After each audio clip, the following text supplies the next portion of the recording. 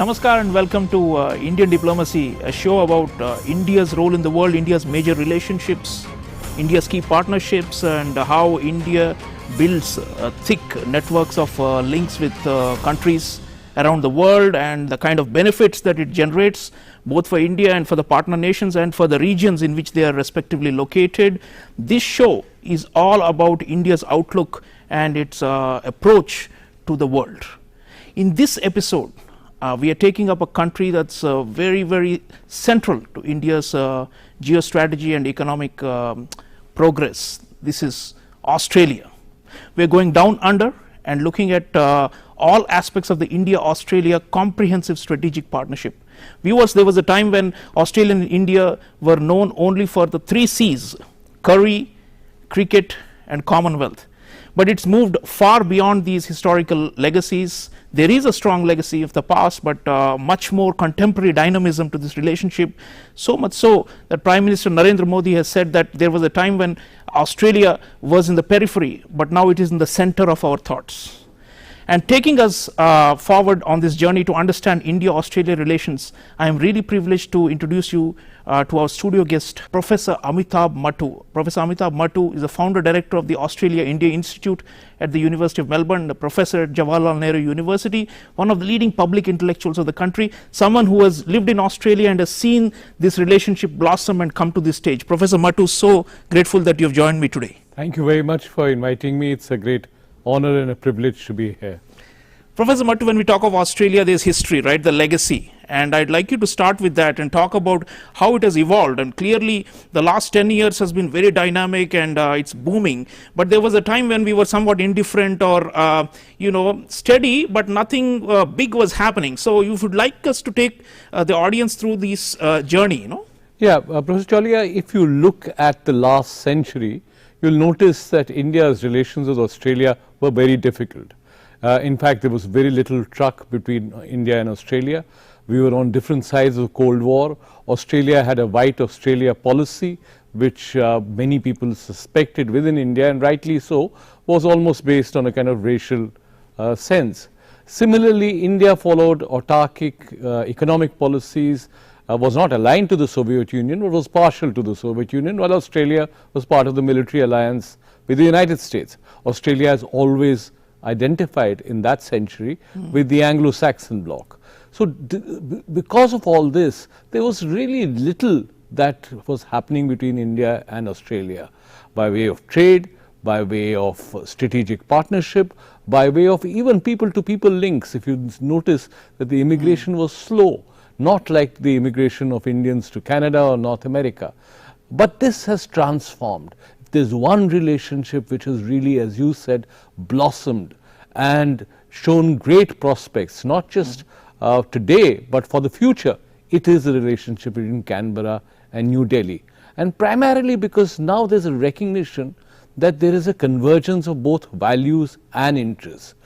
You and I know as students of international relations that we would like the world to be run on the basis of values and ideas, and especially if there's a convergence. But unfortunately, sometimes realism and realpolitik determines that your interests can be different.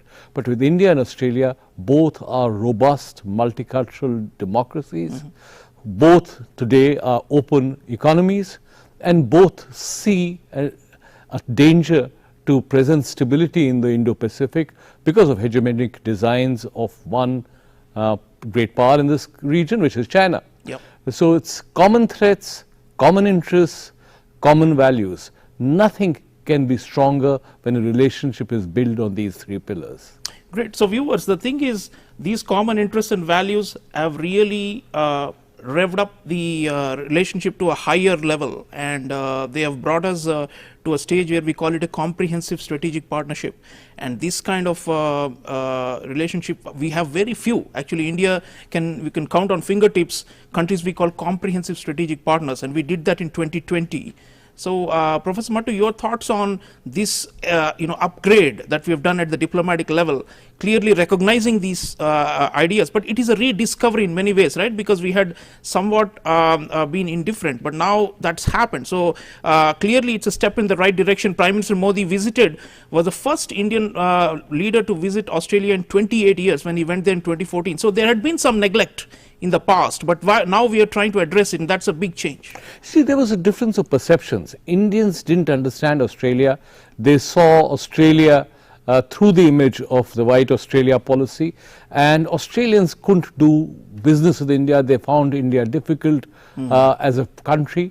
And as I said, because of these misperceptions, you often had incidents which derailed the relationship. Right. Now, every relationship has problems, every partnership has ups and downs, but the strength of a partnership is often determined by the bandwidth and the ability to be resilient even when there are problems. But in India and Australia's case, if you remember, Professor Chaulia, that when India tested nuclear weapons in 1998, the Shakti nuclear tests, the most electrifying, provocative reaction was from Australia. Yes. So much so that Indian military officials who were at their higher defense colleges were declared persona non grata, and they had to leave almost immediately. And now, sir, we've come such a long way since then. Australia has agreed to provide us uranium. So that's a big That was a shift. key decision when when Australia recognized, after of course, the Indo-US nuclear deal, that India is special.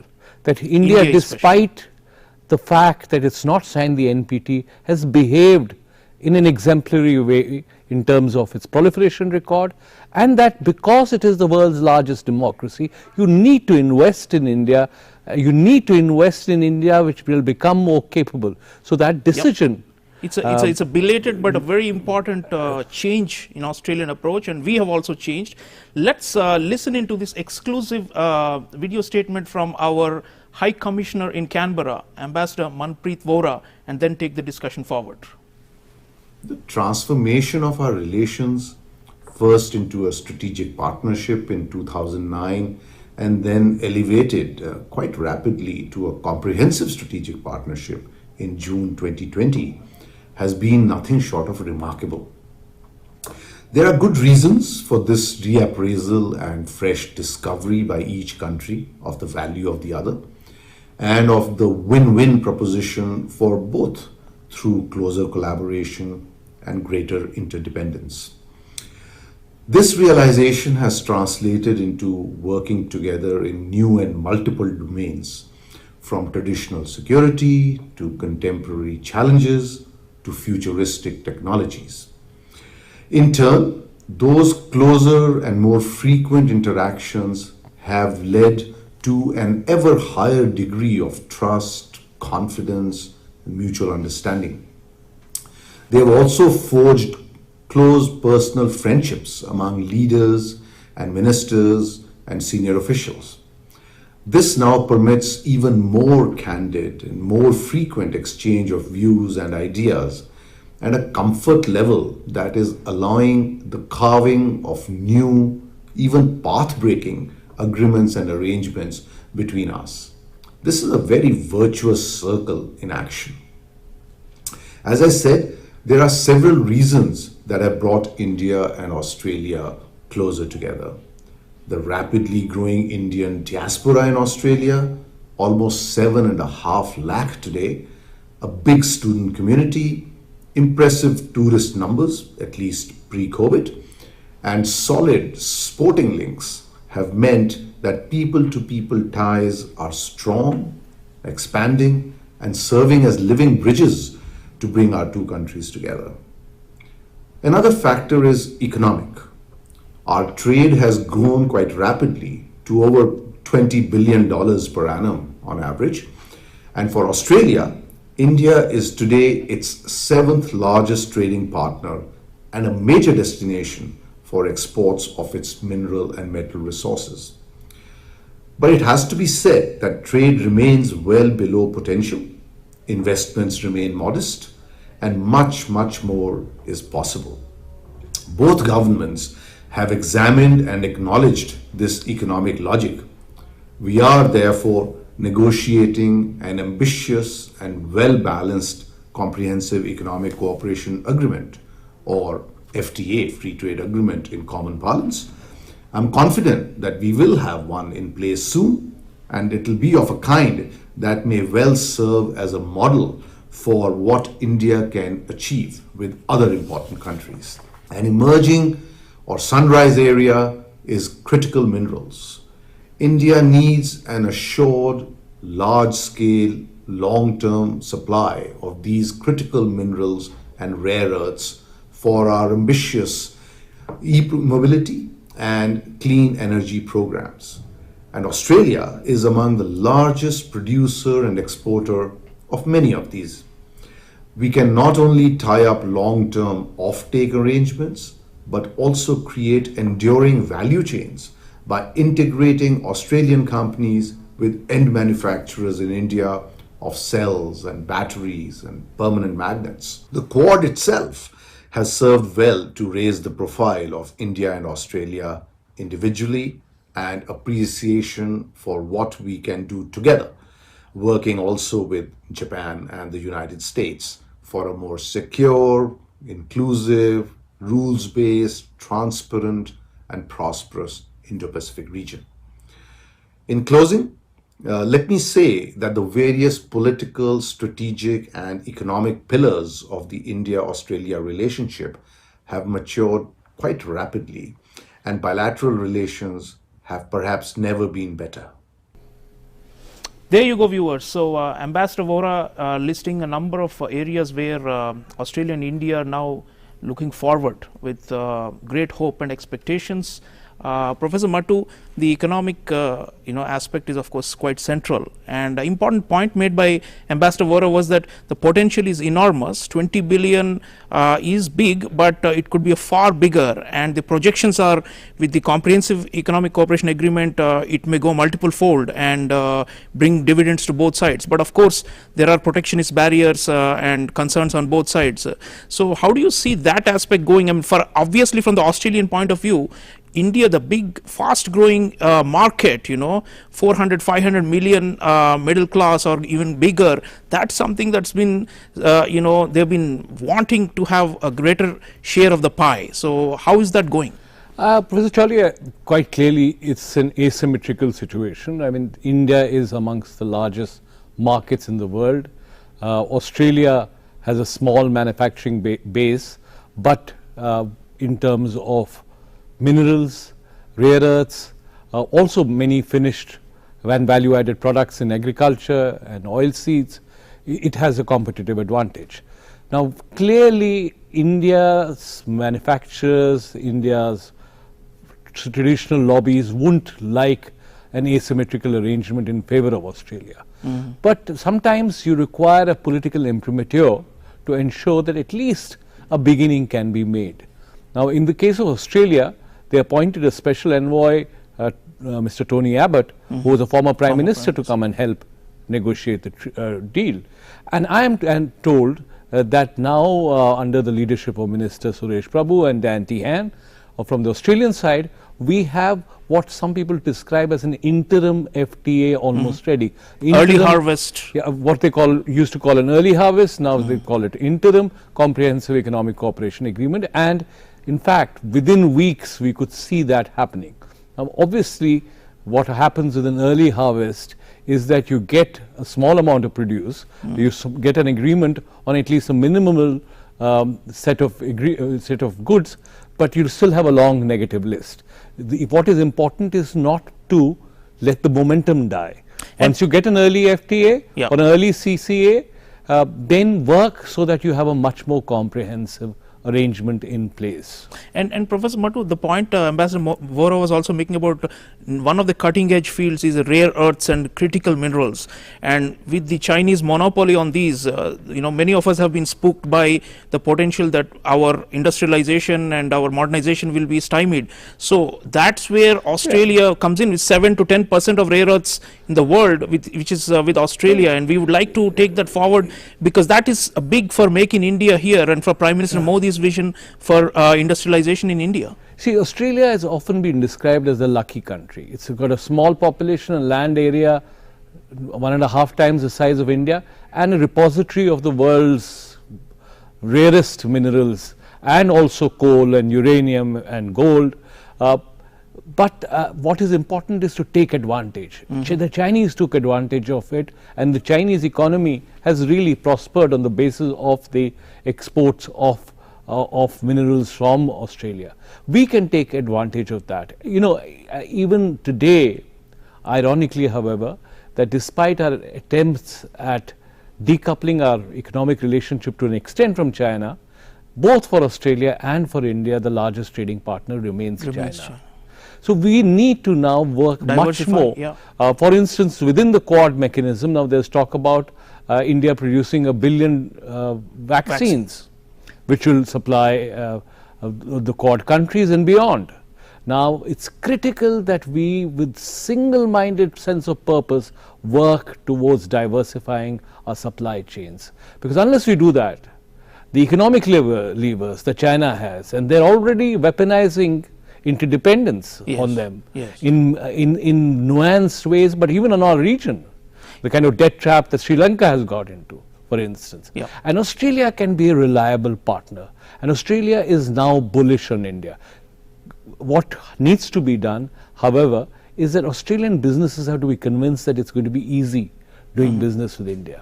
Our rankings have improved, confidence is growing about Indian economy. And in some ways, this actually works with the vision of the Prime Minister Modi of an Atmanirbhar Bharat, because even while you source your minerals, you source the best technologies, the building block will remain India. It will be the base through which you can actually ensure a self-reliance not in an autarkic fashion, but a self-reliance so that you can become the manufacturing base for the whole world in some Australia is going to be a crucial partner for us in this journey. Professor Mattu, you and I are both in education. Australia exporter of education, you know, it's the largest exporter of education, one of the biggest to India, and we send you know, lakhs of students to Australia, and it's become a major destination after the US.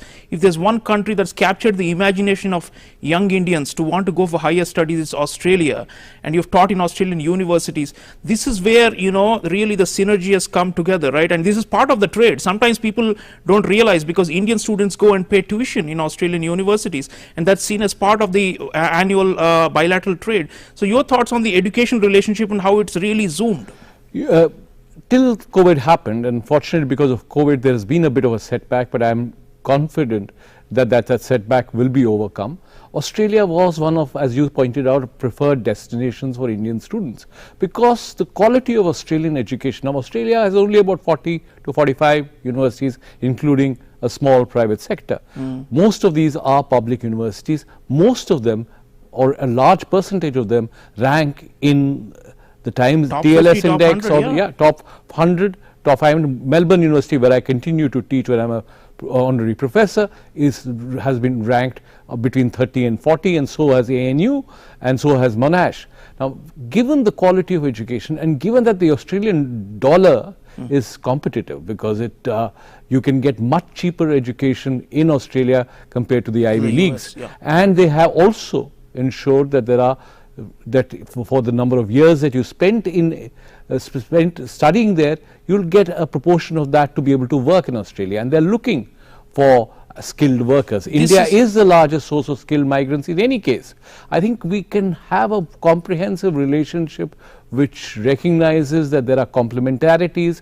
Australia is in need for manpower. Australia is in need for research students of high quality, and they're now offering scholarships almost similar to the kind of scholarships that UK and the United States offer. So it's a win-win. Super growth story. Viewers, India-Australia educational partnership, really a role model. But there are also other things we are doing with Australia. There's a big geostrategic partnership. Professor Mattu already alluded to that. And let's hear from the top ministers of the two countries, our External Affairs Minister Dr. S. Jaishankar and the Australian Foreign Minister Marise Payne, about what is driving this strategic cooperation between the two countries. Let's have a look. India-Australia relations have experienced unprecedented momentum in the last 7 years. There have been frequent engagements despite the pandemic in a range of areas. New mechanisms have come up reflecting new energies. Our people-to-people contact has added a unique dimension to this relationship through the flow of talent, ideas, education and tourism. Today, as the four ministers come together for the first time, we discussed our experiences and further collaboration in responding to the COVID-19 challenges. Decentralized globalization, strategic autonomy, and a sharper sense of national security are some of the relevant outcomes. We also underlined our commitment to creating secure and resilient global supply chains. We welcomed the renewed vigor with which both sides are now engaging on trade issues to fully expedite the complementarities between us. As has been stated by Raksha Mantriji, we have had some significant progress in our defense cooperation framework, and we have set out an ambitious framework to further enhance our cooperation. The 2+2 dialogue reflects the comfort that we have attained in our bilateral relationship, especially in strategic and security spheres, based on the growing convergences with Australia on the security issues and a shared commitment to a free, open, prosperous and rules-based Indo-Pacific region. The peaceful development of the Indo-Pacific has been a focus of our relationship. Our two countries believe that it should be shaped by a participative and collaborative manner. We reiterated our commitment to continue to work together for peace, stability, prosperity of all countries in the region.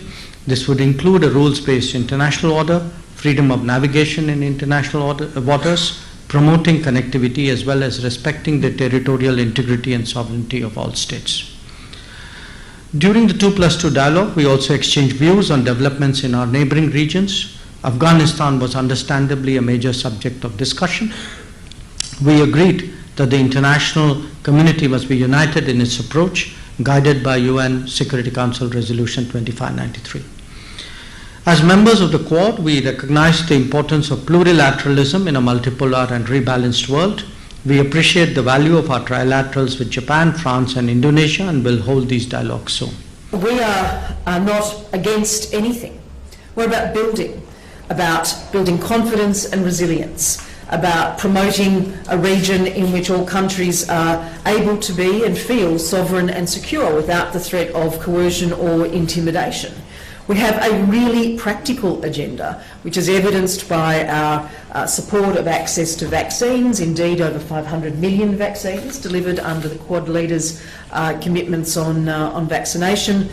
We've talked at great length in our bilaterals and in our Quad meeting yesterday about the work that we are able to do together on infrastructure development, on cyber security, which again we've reinforced today in our bilateral meeting, on countering malicious and dangerous disinformation.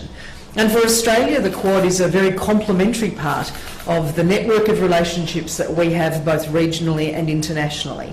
And it is all about helping to positively shape our region as indeed it develops and grows. And Australia has welcomed the development and growth of China over the years, but we have always said that we will also act in protection of our national interests as any sovereign nation would.